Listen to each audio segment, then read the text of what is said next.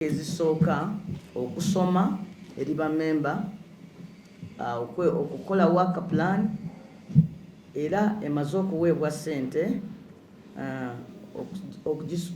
Parliament etuwadde ssente n'abakozi okusobola okutwala mu maaso emirimu gyaffe. Kati oluvannyuma lw'okusomesebwa n'okuweebwa ebikozesebwa, kati komiti etandise mu butongole emirimu egigenda okututwala Uganda yonna eno okulondoola ensimbi z'omusolo nga bwe zisaasaanyizibwa okuyita mu gavumenti ez'ebitundu, projects ezikolwako mu gavumenti ez'ebitundu, amasomero n'amatendekero ssaako n'amalwaliro ebiri wansi wa gavumenti z'ebitundu. Twesanze nga bannaffe aba Paalamenti ye-11 bakola bye baakola, naye waliwo reports eziwerera ddala 6 ze balina okutunulamu bakoleko lipooti ezitaatunulwamu. Nga Paalamenti yagambye tujja kuba tukoze bubi nnyo Auditor General okukola lipooti ezo zonna, ffe ne tuzikwata ne tuzikumako omuliro, ng'ate zinnyonnyola butya trillions 72 eza ssente za Uganda engeri gye zaakozesebwa. Kwe kutulagira mu accountability committees tuddeyo tutunuulire lipooti ezo tuzeetegereze bukubirire nga tetunnatandika ku mulimu gwa Paalamenti ye-12 gwe tusuubira nti mu December Auditor General ajja tuleetera lipooti endala ez'ekiseera kyaffe. Kakati tubadde wano ne bammemba ne tweyama okukola obutasamuka obutassa mwoyo, era bammemba ne basalawo nti tusabe sipiika atukkirize bannaffe ne banababo bagenze mu luwummula. Komiti eno yo tejja kugenda mu luwummula, era n'abalonzi tusaba bakimanye. N'amannya g'ab'emupya ba 40 tugenda galanga mawulire, constituency zaabwe zimanye nti we zitalaba ku b'emupya abo bambi bali eno bakyeyune bakola mulimu gwa ggwanga okulaba nga ssente ezo ezayita mu local government tezifa ttoge. Mpozi kyesikonyeeko bwe wabaawo omu ku baali bazitutte ategeere nti nno omusango teguvunda, era ekyo kye tugenda obbalaga nti abaali basuubira nti omusango guyinza okuba gwavunda ne Paalamenti eri eyagwa tegwavunda, guno guzze buto, era tujja bayita ne bw'oba wawummula, ne bw'oba wafa, ne bw'oba wafuna omulimu omulala, ne bw'oba bakuwa transfer, tujja kuyita ojje otangaaze. Nga bwe twabagamba tetulina kikolwa kibi kye tusuubira kukola ku muntu, twagala bwagazi muntu kugamba nti ebyo ebyanjogerwako Auditor General mu butuufu tebyali bituufu, kasita otumatiza nga tugamba wamma genda. Naye bw'otatumatiza amateeka amawanvu gajja kukwatako. Kakati tubadde tuli awo nno nga twetegekera otandika omulimu n'okutandika ne wiiki ejja, omuli okugendako mu mawanga agatusinzako okukola obulungi mu komiti eno okuyigirayo, ate ne batukubako ebbaluwa namutayiika Ateenyi ng'atuyita nga komiti eno tumwegatteko mu kaweefube gwaliko ow'amaanyi ogw'okulondoola ensimbi z'omuwomusolo, era nga yabadde asuubira nti tujja sookera Masaka gy'ali kati tuuto tuserengete Sembabule tukkirire Rakai, era n'agamba nti ne disitulikiti endala nga bw'anaayongera ozituweereza mu biwandiiko ebinaddirira. Mu kyo n'atuyita n'otuyita mu lukiiko tabamiruka olunaatuula nga 5 olunaakuŋŋaanira mu baladisi bonna, bakyamani ba disitulikiti bonna, bammeeya bonna, abakulembeze bonna abazi disitulikiti ab'emitendera egy'enjawulo mu Uganda yonna olunaatuula nga 5. Bammemba bwe batunuulidde okuyitibwa kuno ne bateesa nti basiimye byansusso omulimu omulungi ogukolebwa Ministry ya Local Government mu kulondoola ensimbi z'omuwomusolo mu byonna bye tuwulira ebigenda mu maaso. Weewaawo awali ebirungi oluusi wabaawo n'okusoomoozebwa, n'ebisoomoozo nabyo tubiwulira. Naye bwe twetegereza nnyo amateeka agafuga olukiiko luno nga kizibu nnyo ate fogenda okukolera wansi w'omuntu ate gwe tuteekwa okulondoola ate yalipootinga mu kabineti ate ffe tulipootinga mu palamenti ate bye tulabyeko mu mativi ne mu mpapula z'amawulire bye tusomye nga tulaba enteekateeka y'emirimu ng'agenze mu bantu tefaanana yaffe.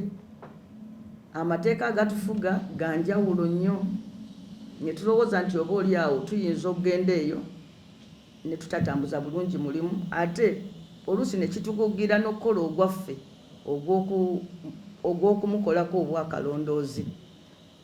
Kyokka ate ng'ebyo biri awo ne bwe twaligambye nti oba tugendeyo bugenzi ng'ab'emikwano naye ng'emirimu nagyo gye tulina giyitiridde obungi nga bwe tubagambye nga n'obwo obudde tuyinza obutakola ki obutabufuna. Ekirala tulina bajeti gye tukoleramu nga ntono, sente ze batuwadde tulabye n'olaba ziyinza n'obutatumala. Kyokka nga ate tulina ebiragiro nti ffe bwe tuba tukola emirimu gyaffe ministry tetuyambako. Tetusobola muga nti kale leeta ku ssente za ministry otutwaleko.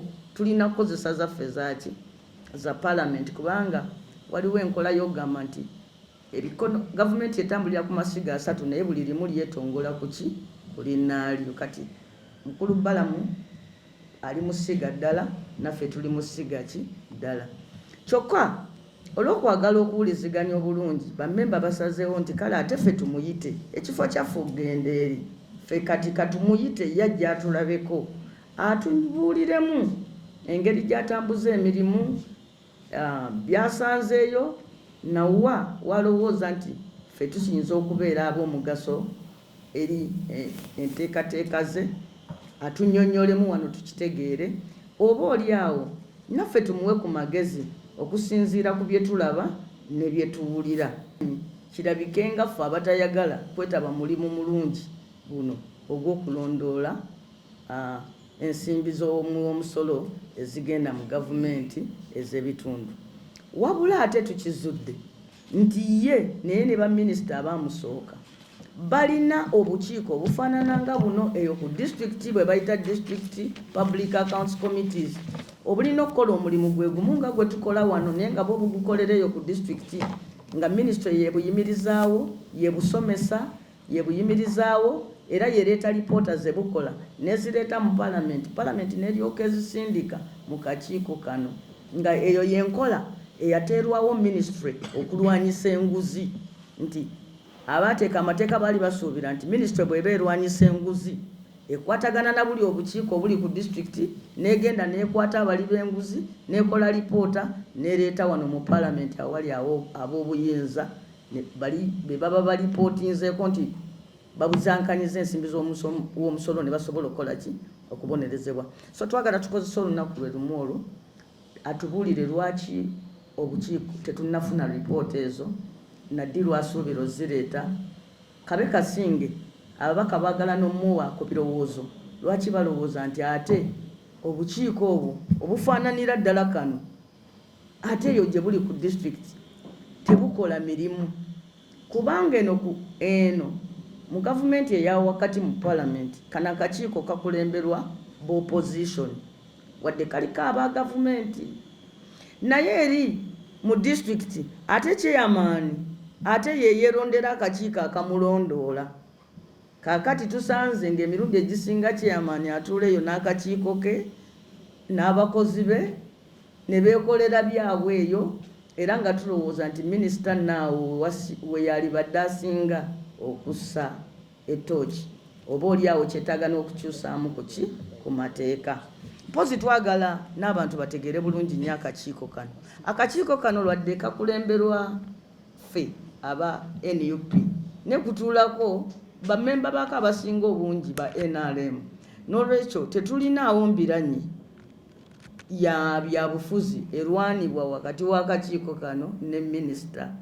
Naffe tusiima emirimu gy'akola era bwe tubaako bwe tuwanise red flag tuba twagala akole bulungi kusingawo so si kugamba nti nno alemwe. Yeerondera olunaku mu wiiki ejja lwalaba olunamugondera kubanga tulabye yabadde yalaze dda eŋŋendo mu bitundu ebirala. Obong Achuda, the Member of Parliament from Maruzi County in Apache District. With my experience, I have been in the local government council for 10 years, where I served as the district council speaker of my district in Apache. And in the parliament, I am a member of Committee of Local Government, PAC. Among the issues we discuss is the management of accountabilities at local government levels.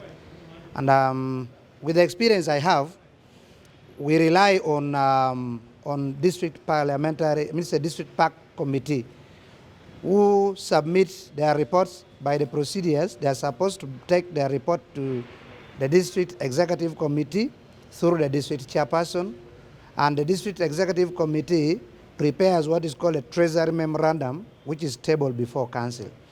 But with the experience I have, the PAC district local government, most of their works are constrained by the political influence, because these people are appointed by the sitting chair. They are also supervised by the COW, who sometimes bow down to the political pressure, and most of their activities is supposed to be funded from the council budget, which normally allocated from local revenue, which some of these monies are not realized. So you'll find that in most cases, the district local government PAC committees, they are supposed to sit quarterly. That means 4 times a year. They may end up sitting only thrice or 5 the whole term. That means they sit once a year. So, and yet reports are supposed to be generated on a quarterly basis. I want to appeal to the legal team, those ones who are concerned with the document policy reviews, unless they should revise the Local Government Act and then the parliamentary rules of procedure, so that it streamlines how should local government PAC operate and how should their reports reach the parliament or reach the Auditor General. If it is supposed to be direct to Auditor General, let it go direct to Auditor General, because you cannot set a dog to catch a fox. When all those are not done right, then the local governments, the entities, loses a lot of money through unplanned activities, the act of virement, they call it virement, others they call it unexecuted budget or district planned activities. Ekituufu tusiima enkola ya Minister wa local government ne state eddimu lye basitudde ery'okulwanyisa obulyake n'obuli bw'enguzi ku local government, era naffe mu committee ngaffe ya public accounts ku local government, naffe gwe mulimu omukulu gwe tuliko ogw'okununula ssente yaffe ey'omusolo mu babbi. However, minister twali twalowoozaako naffe okwagala okumusisinkana, kubanga emirimu gye tukola gifaanagana. Ekyenjawulo nti ye areportinga mu executive ate ffe tureportinga ku parliament. Naye tugenza okukomawo leero bwe batuyise mu committee nga naye yatuwandiikidde ng'ayagala tugende naye mu field tulabe engeri gye tulwanagana n'abo abalidde ssente.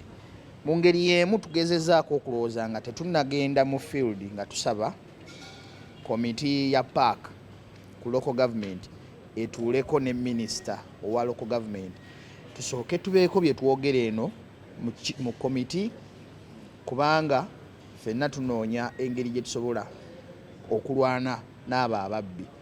Kirungi nti minisita abadde atuyise, naye nga tetunnagenda mu field waliwo bye twagala atugayidingemu nga minisita, naffe nga committee eya local government public accounts committee naffe tumugayidinge. Ensonga esinga obukulu kwe kulwana okufuna ssente z'abantu abo bannayuganda eziba zibbiddwa zikomewo. Just to add on what you have said, the legal office here brings out something important, that the report that the minister is supposed to lay has either not been laid or it has been seldomly laid. So would it be proper that before the latest print is drafted, the clerk, the technical people, help us identify whether this report has ever been laid at all, the frequency, so that we put the minister on task when he appears here. To guide him or him to guide us on update us on the operations, we invite him. So inviting the minister is not summoning maybe what others may think. It's to invite him so that we are on the same page. We are briefed on what he's doing, and then at the same time, we share with him our mandate under the procedure at which this committee runs, so that we can be at the same position of fighting corruption. So some of people should not interpret it differently, that now the committee is fighting the minister, is fighting what he's doing. No, we need to move at the same page. We need to move together. The way he has found it fit to invite us to join him, we need to agree on a common approach on how we can all move down and do fight corruption. So we encourage everyone. Fighting corruption is not the work of only the minister or we members of the committee. It should be the duty of all Ugandans. Should you find any way how you can fight corruption? We have seen many Ugandans come out as whistleblowers. That's one way of fighting corruption. To different entities, you can communicate to us. Our chair is here. You can communicate to IGG. So fighting corruption is not only a mandate of the minister of this committee. So we find it fit for all of us to join as Ugandans to fight corruption, because it's one of the hindering factors to our development. So we have agreed as a committee that we are going to have the minister with us, harmonize on a common approach, guide each other legally to see that as per our operations, we are not outside.